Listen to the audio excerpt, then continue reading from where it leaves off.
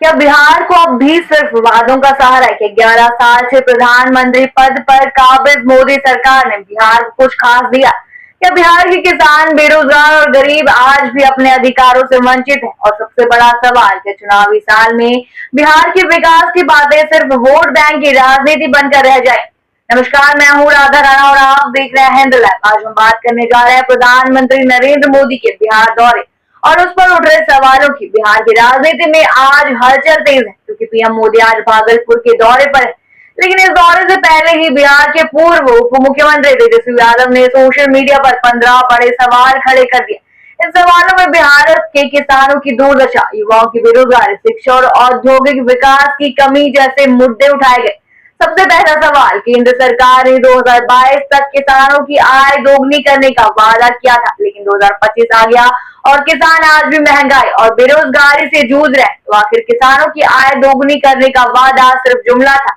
दूसरा सवाल, बिहार के किसानों की समस्याएं बाकी राज्यों से अलग है। यहाँ खेती हर मजदूर और बटाईदार ज्यादा है, तो फिर सरकार ने उनके लिए क्या खास किया? तीसरा सवाल, बिहार के किसानों की आय देश में सबसे कम क्यों है? चौथा सवाल, बिहार में साक्षरता दर देश में सबसे कम क्यों है? पांचवा सवाल, बिहार में प्रति व्यक्ति निवेश सबसे कम क्यों है? क्या केंद्र सरकार ने यहाँ उद्योगों को बढ़ावा देने के लिए कुछ ठोस कदम उठाए? छठा सवाल, केंद्र सरकार PM Shri mega textile park योजना में बिहार को टेक्सटाइल पार्क क्यों नहीं मिला? सातवां सवाल, एनडीए के 20 सालों के शासन के बाद भी बिहार गरीबी और बेरोजगारी में नंबर 1 क्यों है? आखिर बिहार को आत्मनिर्भर बनाने के लिए कौन से प्रयास किए गए?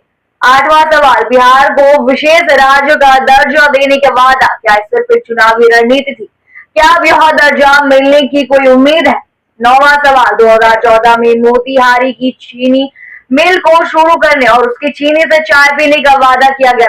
प्रधानमंत्री जी, अब तक उस वादे का क्या हुआ? 10वां सवाल, बिहार की कई चीनी मिलें आज भी बंद पड़ी, जिनमें मधुबनी, सारण, गोपालगंज, नवादा, मुजफ्फरपुर शामिल।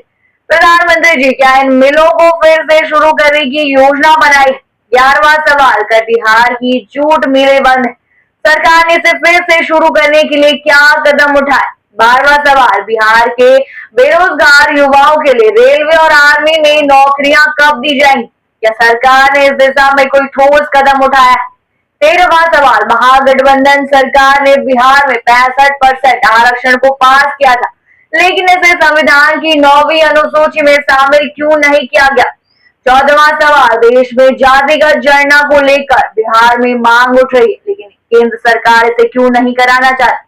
15वां और सबसे अहम सवाल, बिहार देश का सबसे ज्यादा पलायन करने वाला राज्य क्यों है? आखिर बिहार के युवाओं को अपने ही राज्य में रोजगार क्यों नहीं मिल रहा? अब सवाल ये उठता है कि क्या प्रधानमंत्री नरेंद्र मोदी इन सवालों का कोई सीधा जवाब देंगे या फिर यह मुद्दे भी चुनावी साल में सिर्फ बहस तक ही सीमित रह जाएंगे? तेजस्वी यादव ने कहा है कि प्रधानमंत्री मोदी चुनावी साल में बिहार की जनता को प्रभावित करने के लिए छठी मैया, गंगा मैया, लिट्टी चोखा, ठेकुआ, मखाना, आम, लीची, सिल्क उद्योग जैसी चीजों की याद दिलाएंगे। लेकिन असली सवाल यह है कि क्या बिहार को इन भावनात्मक मुद्दों से ज्यादा रोजगार, शिक्षा और विकास की जरूरत नहीं है?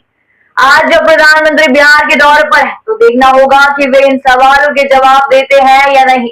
बिहार की जनता अब सिर्फ वादे नहीं बल्कि ठोस काम चाहती। आप हमें कमेंट सेक्शन में जरूर बताएं कि आप क्या सोचते हैं इस मुद्दे पर। फिलहाल के लिए इतना ही। बने रहिए हिंद लाइव के साथ और साथ ही हमारे चैनल को सब्सक्राइब करना ना भूलें और फेसबुक वेबसाइट पर फॉलो जरूर